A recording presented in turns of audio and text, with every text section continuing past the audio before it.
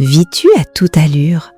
Quand tes journées sont englouties par le travail, que ton estomac hurle parce qu'il n'a pas eu droit à un vrai repas tranquille, que tes yeux piquent à cause du manque de sommeil et de ces nuits blanches passées devant ton bureau, peut-être es-tu en train de courir contre le temps pour poursuivre un rêve encore inachevé, mais tes pas sont si précipités, toi.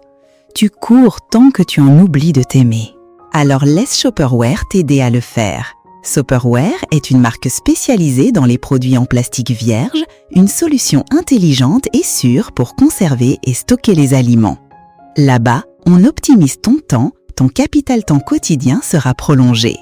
Et tu pourras consacrer ces précieuses heures à réconforter l'enfant en toi que tu as oublié, à prendre soin de ta famille, de tes amis et de la nature qui t'entoure. Et maintenant, retrouvons-nous avec Visao Tenny pour le premier épisode de cette série.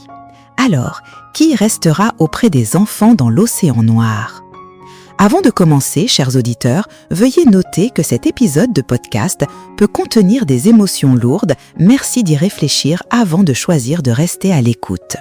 Elle a découvert son historique de recherche. Elle a sombré dans une crise après de nombreuses nuits d'insomnie. Elle a essayé de nombreuses méthodes pour dormir, allant même jusqu'à recourir à des somnifères pour pouvoir fermer les yeux quelques heures. Mais son esprit restait envahi de pensées sombres. Elle ne dormait pas, comme si elle rêvait éveillée de son propre corps, allongé là, l'eau rouge immergeant les fleurs et sa chevelure flottant dans le courant. Pourtant, au coin de ses yeux, tout était sec, aucune trace de larmes. Elle pensait souvent à la mort, tentait aussi de trouver de la joie pour oublier ses émotions négatives, mais celle-ci semblait toujours l'emporter. Elle se tenait occupée, cultivait ses passions, mais dans chaque coup de pinceau, dans chaque mélodie, demeurait cette teinte sombre.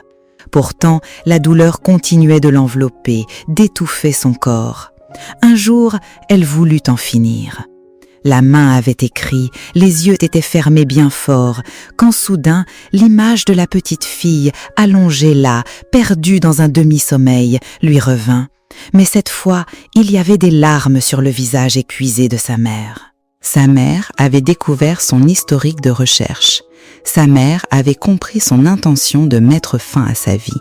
Sa mère avait pleuré longuement, puis l'avait serré fort dans ses bras. « Ma chérie, dis à maman, est-ce que j'ai fait quelque chose de mal? Pardonne-moi, allons voir un médecin toutes les deux, il pourra te soigner. » Voir sa mère pleurer lui brisait le cœur. Elle avait un jour souhaité être importante pour quelqu'un, mais elle s'était rendue compte que si elle comptait vraiment pour quelqu'un, alors celui qui souffrirait le plus à la fin, ce serait cette personne. Ses pensées étaient si contradictoires qu'elle voulait à la fois devenir quelqu'un d'assez important pour être gardé dans leur cœur et dans leurs souvenirs, et parfois elle préférait qu'il l'oublie ou la néglige, car lorsqu'il la touchait, d'une manière ou d'une autre, il finissait toujours par être un peu blessé. Était-ce vraiment nécessaire d'être importante pour quelqu'un? Elle ne savait pas. Elle voulait juste être tenue dans un coin de leur cœur, chérie avec douceur, rien de plus. Il penserait à elle en voyant certaines choses, se rappellerait ce qu'elle aimait, se souviendrait de ce qu'elle détestait et éviterait ces choses-là. C'était juste ça, être prise en compte et serrée fort dans les bras. Elle avait soif de chaleur humaine, mais parfois elle voulait aussi fuir. Quand son esprit vacillait, elle savait qu'elle pouvait mourir à tout moment. Elle craignait les étreintes tout en désirant follement. Oui, elle avait toujours peur d'être abandonnée, alors elle construisait des barrières autour d'elle, ou bien elle établissait ses propres règles, comme le fait qu'elle ne s'appuierait jamais entièrement sur quelqu'un, même si la douleur devait la faire mourir et renaître. Car elle savait qu'une fois qu'elle s'appuyait, ce serait totalement.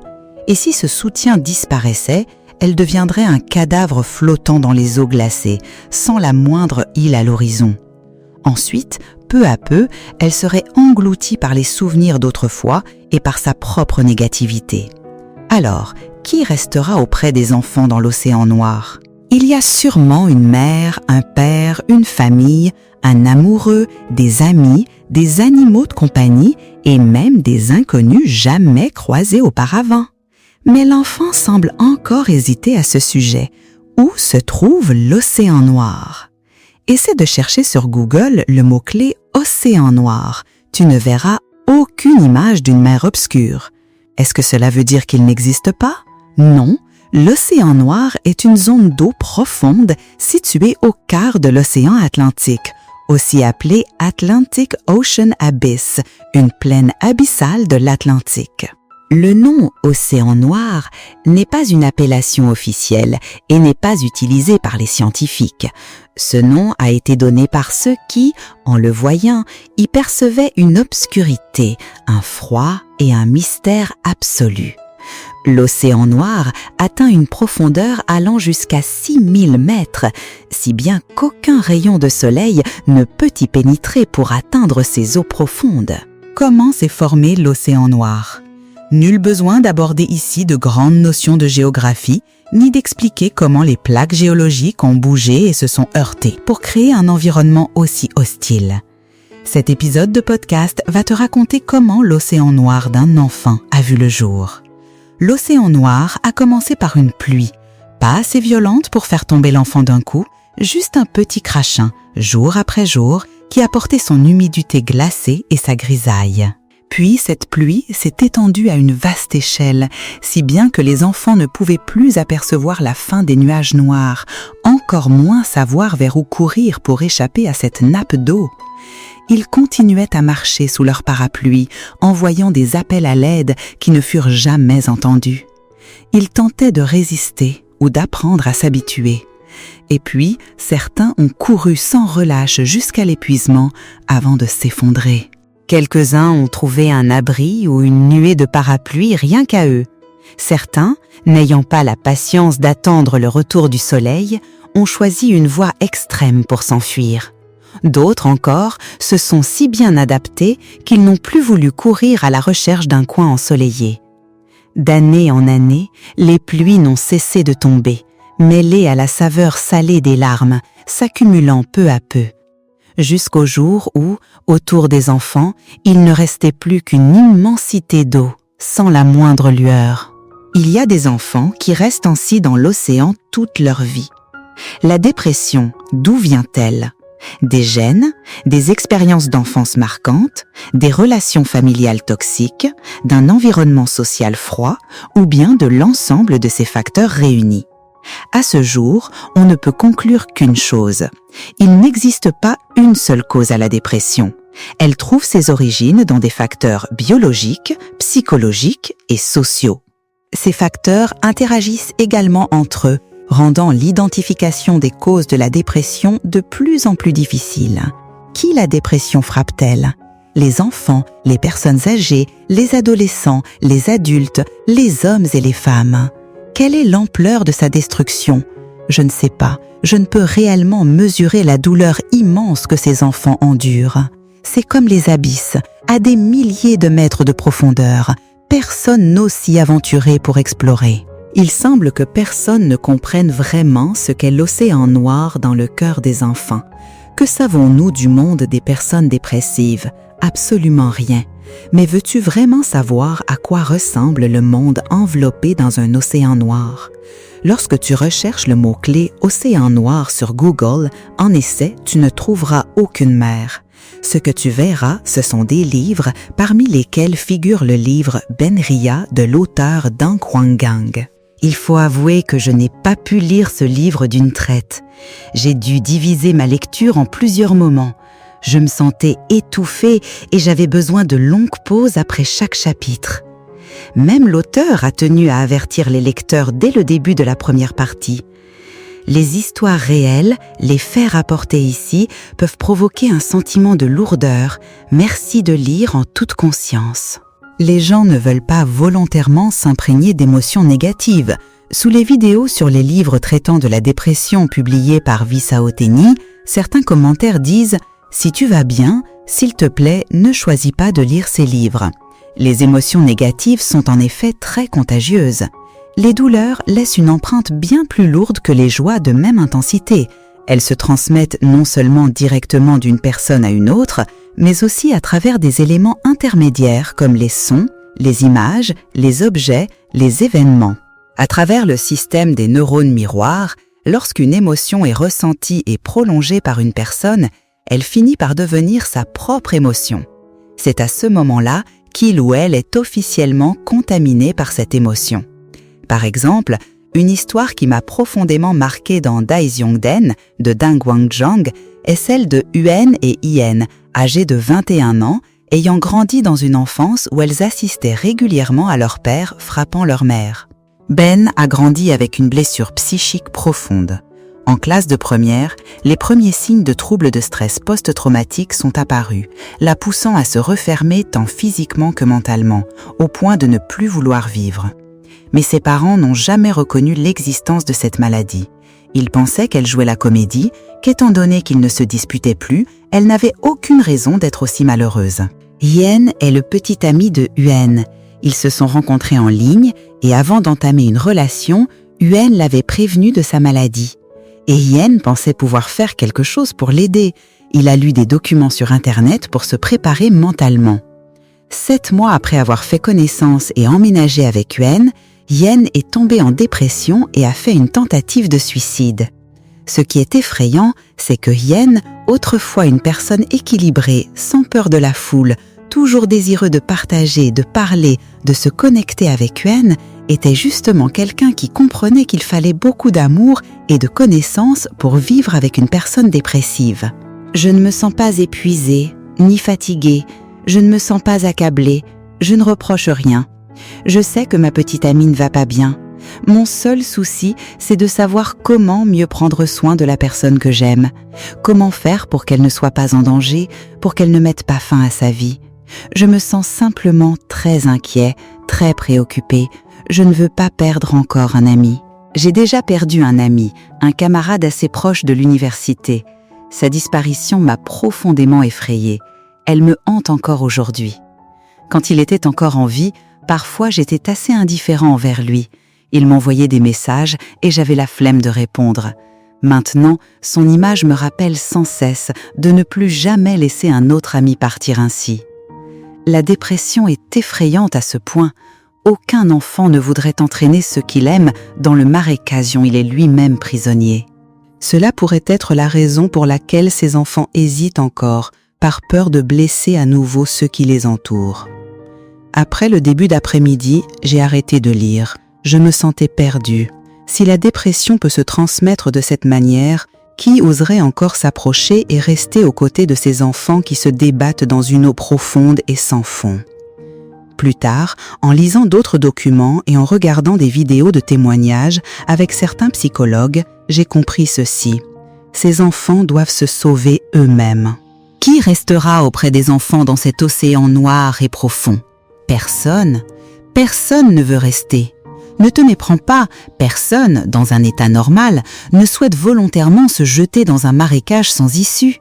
Mais ils connaîtront l'existence de ces eaux sombres, ils sauront que des enfants s'y trouvent, et ils viendront. Ils ne resteront pas, ils chercheront un moyen pour que tous deux puissent en sortir. Ils offriront aux enfants les outils nécessaires, leur apprendront à nager, à respirer, un moyen de se sauver eux-mêmes. Alors comment aider ces enfants-là? Réfléchissons à nouveau au cas de Yen dans l'histoire ci-dessus. La cause profonde pourrait venir du fait que, même s'il s'était préparé mentalement à affronter la maladie d'Yun, il avait oublié de renforcer sa propre barrière d'énergie. Parce qu'il voulait concentrer toute son attention sur Yun, Yen a peu à peu rompu ses liens avec ses amis. Il ne sortait plus, ne s'amusait plus, ne maintenait plus aucune connexion avec ses proches. Ils restaient toujours collés l'un à l'autre. Les parents de Yen l'aimaient beaucoup et étaient prêts à l'aider, mais Yen ne leur disait rien. Il avait peur de les inquiéter, il ne voulait pas être un fardeau économique et émotionnel pour eux. C'est justement parce que Yen s'était isolé que les deux enfants ont fini par sombrer ensemble dans les eaux profondes. Le chemin vers la guérison pour une personne dépressive demande beaucoup de temps. Et bien sûr, au cours de ce processus, leur énergie négative peut avoir un effet de retour sur la personne qui les soutient. Cette dernière peut ressentir du stress, de l'impuissance, de la colère, de la peur, de la tristesse, voire du découragement en accompagnant le malade. C'est pourquoi il ne faut pas passer son temps à s'inquiéter constamment pour la personne dépressive, mais aussi savoir se détendre et préserver sa propre santé pour pouvoir l'aider durablement. Lorsque ton énergie intérieure est épuisée, tu as besoin de la recharger à partir de sources extérieures. Passe du temps avec d'autres relations positives pour rééquilibrer ton esprit et tes émotions. Ce faisant, tu aideras les personnes dépressives à comprendre qu'elles ne te nuisent pas, qu'elles ne sont pas un fardeau, et petit à petit, elles s'ouvriront davantage. Par ailleurs, il est aussi important de se rappeler que, lorsqu'on aide une personne dépressive, il ne faut pas lui donner des conseils à la légère. C'est le domaine de spécialité des médecins en neurologie et en psychologie. Ainsi, si tu constates que quelqu'un autour de toi présente des signes de dépression, encourage-le à consulter un professionnel qualifié qui pourra proposer des méthodes de traitement appropriées. Il n'existe aucun autre moyen de guérison. Chaque conseil donné par une personne non spécialisée peut devenir une lame invisible représentant un danger pour ceux qui souffrent de dépression. Ainsi, leur conseiller de consulter un médecin est la seule solution et la plus raisonnable. Les personnes souffrant de dépression savent très bien faire semblant d'être joyeuses. C'est pourquoi leur expliquer comment être heureux est presque toujours inutile. Ne parle pas trop, ne leur dis pas quoi faire. Ces leçons de morale, il se peut qu'elles les connaissent mieux que toi. Simplement, elles n'y arrivent pas.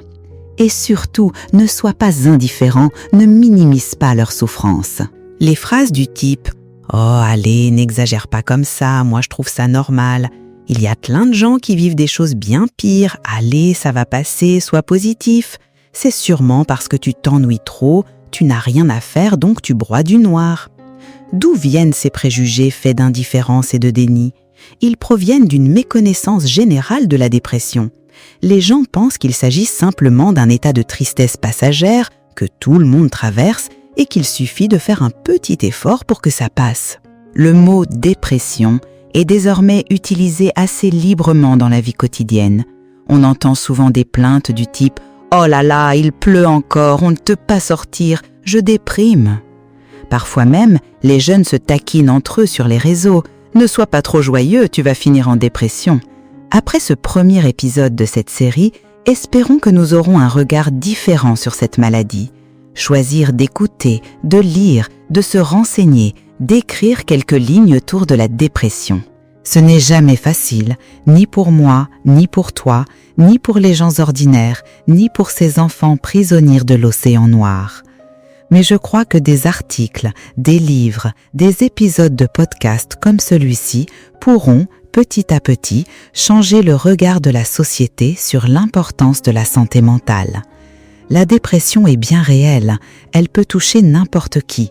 Elle est si terrifiante que rien qu'y penser peut donner des frissons.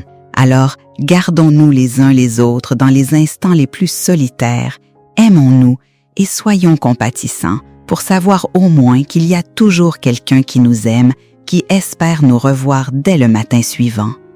Et toi aussi, ouvre ton cœur pour apaiser les douleurs et ressentir l'attention que tu mérites. Mettre fin à sa vie pour échapper à la souffrance n'a jamais été une solution qu'une personne devrait choisir. Alors, au lieu de romantiser et de vénérer la mélancolie de manière extrême, nous avons toujours le choix de regarder la vie avec un regard plus réaliste, pour reconnaître d'autres formes de beauté, la beauté présente dans chaque vie autour de nous. Puissent ces livres, ces épisodes de podcast devenir des compagnons de route pour toi, enfant fragile, afin que tu aies le courage de te relever et de laisser derrière toi l'immense océan sombre au-delà de la porte de cette ancienne maison.